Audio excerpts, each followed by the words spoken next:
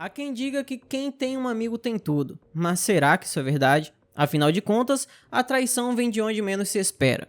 É por isso que no vídeo de hoje eu irei narrar um caso tenebroso ocorrido na Austrália, onde uma garota foi buscar a ajuda de suas amigas e o que ela encontrou foi um fim horrendo. Então, se você se interessa por esse tipo de conteúdo, eu peço desde já que deixe aí o seu gostei e se inscreva no meu canal clicando no botão vermelho que está abaixo escrito inscreva-se. E peço também que ative o sino das notificações, porque assim toda vez que eu enviar um vídeo novo, o YouTube te notifica e você pode vir aqui sempre consumir um conteúdo de qualidade. E caso ele não envie a notificação, me siga lá no meu Instagram, que é esse aqui que aparece na tela porque lá eu sempre aviso dos vídeos novos. Então, dados os recados, vamos pro caso.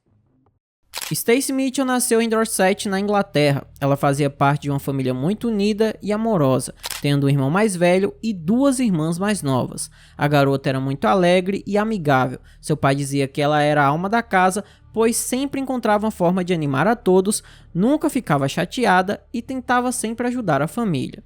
Quando Stacey tinha 10 anos, sua família mudou-se para a Austrália. E na adolescência, por meio de uma amiga em comum, ela conheceu duas garotas mais velhas, que logo se tornaram suas amigas. Essas eram Jessica e Valerie, que chamaram a atenção da Stacey porque eram muito diferentes de suas outras amigas. Aliás, a Valerie era fascinada pela subcultura vampírica e disse que bebia sangue desde os 10 anos de idade. Primeiro teria bebido o próprio e depois o de outra pessoa. Infelizmente, à medida que a Stacey foi crescendo, ela começou a ficar cada vez mais chata, discutia bastante com os pais e não queria brincar com as irmãs mais novas. O que é compreensível, já que ela estava na adolescência, um momento que é muito complicado para todo mundo. E achando que os pais não conseguiam mais entendê-la, a Stacey, com 16 anos, resolveu fugir de casa. E isso aconteceu no dia 7 de dezembro de 2006. Como vocês já devem saber de outros casos que eu contei aqui no meu canal, geralmente quando um adolescente some, os policiais não levam muito a sério. Até porque, como eu falei anteriormente, isso é uma fase muito conturbada, onde de fato muitos adolescentes acabam discutindo com os pais, fugindo de casa, numa espécie de rebeldia. Que até quando fica mais velho acaba se arrependendo, mas enfim, acontece. E nesse caso não foi diferente, os policiais disseram que era só uma fuga, que ela saiu para aliviar a cabeça e logo iria voltar para casa. E até mesmo os pais da Stacey não ficaram muito alarmados com a fuga dela e também esperaram que a filha retornasse. Eles não queriam ir atrás dela, até para não complicar mais uma situação que já estava muito ruim. Então eles resolveram apenas ficar em casa esperando a filha entrar em contato. E no final das contas, eles só denunciaram o desaparecimento dela de forma oficial no dia 13 de dezembro de 2006. Quando Stacey fugiu de casa, ela decidiu ir a um ambiente diferente e com pessoas completamente diferentes. Porém, ela não sabia para onde ir, pois quase todos os seus amigos moravam com os pais. Então não seria possível ficar na casa deles sem que alguém fizesse perguntas. Foi então que a Stacey teve a ideia de ver suas novas amigas, a Jessica e a Valerie. A Jessica tinha 19 anos e a Valerie 21, e as duas moravam em uma casa que alugaram no subúrbio com um homem chamado David Haynes. A casa era grande o bastante e havia um quarto de hóspedes vazio. Quando Stacey foi visitar suas amigas, elas lhe ofereceram um quarto por apenas $20 por semana. A garota ficou muito feliz porque percebeu que aquela opção era a melhor para resolver o seu problema. Então, a Stacey se mudou para o quarto na casa das amigas. Naquele momento, a garota sentiu um êxtase enorme, até porque ela não precisava dar satisfação para ninguém, saía a hora que queria, voltava a hora que queria, fazia tudo o que tinha vontade e ninguém se importava. Se ela quisesse beber, as amigas compravam bebida para ela, até porque as duas eram maiores de idade. Se ela quisesse levar alguém para casa, levava. A vida dela estava sendo o sonho de consumo de todo adolescente revoltado. Mas uma hora a conta chega. E essa conta seria muito cara. Oficialmente, a jovem foi considerada desaparecida durante vários dias. Toda sua família estava constantemente procurando e esperando por ela. Independente das discussões, os pais amavam a filha e queriam o melhor para ela, e realmente se preocupavam muito com sua segurança e bem-estar. Enquanto todos procuravam pela Stacey, eles finalmente a encontraram e conseguiram contatá-la no dia 17 de dezembro, 10 dias após sua fuga. Os pais falaram com a jovem ao telefone e ela lhes contou onde estava hospedada. Na tentativa de consertar o relacionamento, eles não agiram imediatamente e forçaram a garota a voltar para casa. Eles queriam restaurar a confiança e não irritá-la. Após a conversa, a Stacy garantiu que voltaria para casa no dia seguinte, então todos concordaram que ela ficaria mais uma noite com as amigas e depois voltaria. E os seus pais disseram que a encontrariam na estação de trem. Já no dia seguinte, como combinado, os pais dela foram até a estação de trem e quando chegaram lá não encontraram a filha em lugar nenhum. Como era de se esperar, eles chegaram à conclusão de que sua filha havia simplesmente mudado de ideia. No entanto, eles resolveram ficar mais um tempo ali esperando porque acreditavam que ela também poderia ter simplesmente se atrasado. Mas após esperar vários trens, eles perceberam que sua filha não iria encontrá-los. Então, voltaram para casa. Quando chegaram em sua residência completamente desolados por não terem conseguido encontrar a filha, eles ligaram para a polícia e deram todos os detalhes da localização onde, segundo a garota, ela estava hospedada. E infelizmente, o seu pior pesadelo se tornou realidade apenas alguns dias depois. No dia 21 de dezembro daquele ano, um corpo foi encontrado e a vítima foi identificada como sendo Stacy, de 16 anos. Algumas fontes dizem que foi apenas uma perna, enquanto outras afirmam que foi o corpo inteiro de Stacy Mitchell. O que importa é que o corpo dela foi encontrado em uma grande lixeira atrás de uma residência.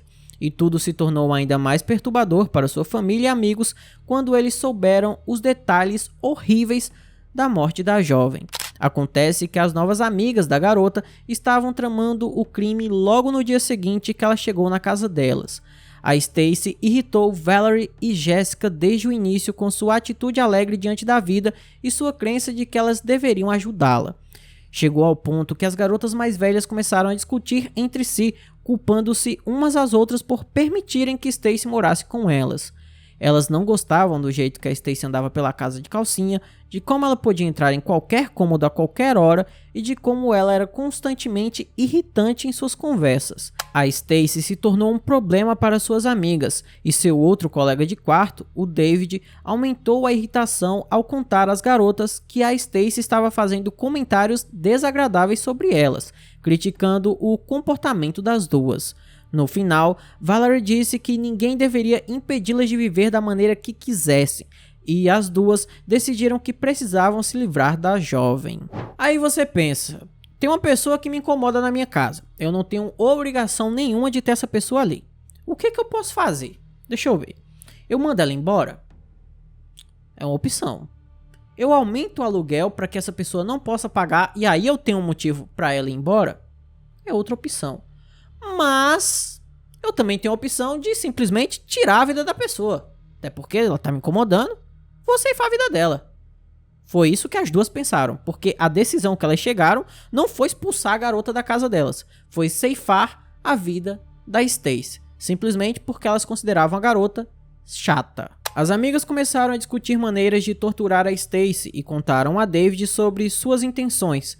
Ele estava muito indeciso, mas não se opôs. Mais tarde, David afirmou que em 17 de dezembro viu Jessica moendo vidro em um copo de pedra na lavanderia. Quando ele perguntou o que ela estava fazendo, Jessica revelou abertamente que iria colocar vidro na comida da Stacy. O David respondeu que aquilo seria muito doloroso e de longo prazo. O vidro que entraria no corpo da Stacy causaria muita dor e a garota poderia gritar alto, alertando os vizinhos. Mas a Jessica disse que o David não precisava se preocupar, pois se a garota gritasse demais, ela simplesmente enterraria a cabeça dela no chão para fazê-la fechar a boca.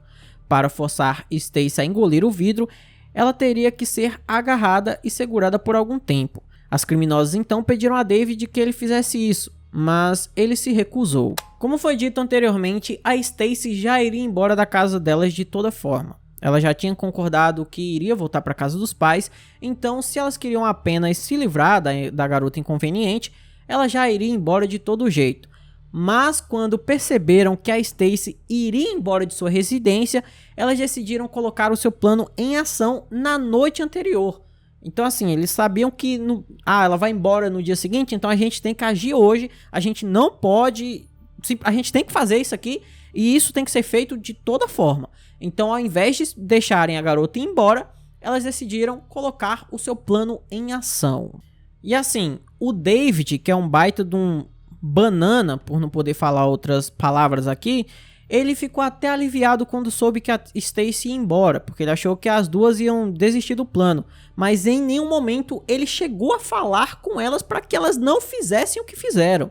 Ele não falou nada com suas amigas, talvez ele até tivesse com medo delas também, ou simplesmente o cara, assim, era uma pessoa que, sei lá, não tem adjetivo pra uma pessoa dessa. Então, com tudo isso, a gente chega até o dia 18 de dezembro, quando a Stacy faltou ao encontro com os pais dela. Na noite anterior, Stacy, Jessica, Valerie e David foram à ponte local. Eles se divertiam jogando garrafas nos carros e fugindo quando atrapalhavam o trânsito. À noite, os 4 voltaram para casa e sentaram-se à mesa da cozinha, onde beberam uísque. Stacy reclamou de dor de cabeça e Jessica lhe deu um comprimido, explicando que eram analgésicos, mas na verdade era uma pílula para dormir. Já pela manhã, Valerie disse a David para se trancar no quarto e colocar música alta quando chegasse a hora de cometer o crime. E o que aconteceu a seguir vai te deixar horrorizado. Antes de ir para o quarto, o David notou um bloco de concreto sob os pés da Valerie. A Jessica estava dançando e Stacy, sob a influência de whisky e pílulas para dormir, parecia muito lenta. Um pouco mais tarde, ele ouviu um baque. Esse foi o momento em que Valerie jogou um pedaço de concreto na cabeça de Stacy. A vítima gritou quando Valerie bateu na cabeça dela até que o bloco de concreto se partiu em 2. A garota gritou muito e pediu ajuda, mas o David ficou com tanto medo que ligou para a Jessica e ela andou de cômodo em cômodo, acalmando ele e observando sua amiga tirar a vida de sua vítima. Em algum momento, a vítima conseguiu rastejar até a porta do quarto de David, agarrando-se à maçaneta e implorando por ajuda. Isso o deixou nervoso e ele teve um ataque de pânico. Eventualmente, a Jessica vendou os olhos do David e o levou para fora da casa, dizendo que ele poderia sair até que tudo acabasse, e ela o ligaria para voltar mais tarde. A Valerie não tinha intenção de parar e a Jessica voltou para casa e se juntou à amiga. Ela tirou o cinto e começou a asfixiar a Stacy com ele. A garota tentou com todas as forças agarrar o cinturão e lutar por sua vida, mas durante 45 minutos, as duas criminosas lutaram para ceifar a vida dela. E quando tudo acabou, as garotas beberam mais uísque e começaram a fazer vários vídeos beijando o corpo da falecida, zombando de seu sotaque inglês e dançando ao redor do corpo. Porém, 20 minutos depois, a Jessica decidiu verificar o pulso e descobriu que a Stacy ainda estava viva. As duas começaram a limpar a cena, pois tudo estava muito sujo e respingado de sangue. E cerca de 30 minutos depois, a Jessica verificou novamente o pulso da Stacy e a jovem de 16 anos havia falecido. Quando David voltou, ele teve seus olhos vendados e foi levado para o quarto. As duas garotas levaram o corpo da Stacy para a lixeira atrás da residência e continuaram sua limpeza enquanto planejavam como descartariam o corpo. Seus planos eram dividi-lo em partes e enterrar as partes em lugares diferentes. Então, de manhã, elas foram até a loja de ferragem local, onde compraram uma motosserra, várias pás e um saco de cimento. Mas algo as impediu de colocar seus planos em ação e 3 dias depois, por volta da meia-noite, a polícia invadiu sua casa e o corpo da Stacy ainda estava na lata de lixo. Quando os policiais invadiram a residência, a Jessica conseguiu fugir do local e a Valerie e o David foram interrogados pelos policiais. Inclusive, a Valerie deu um nome falso. Após os policiais conversarem com os dois que ficaram na residência, eles disseram que não sabiam onde a Stacy poderia estar, então os policiais foram embora. Mas 3 horas depois, os policiais descobriram que a Valerie havia dado um nome falso.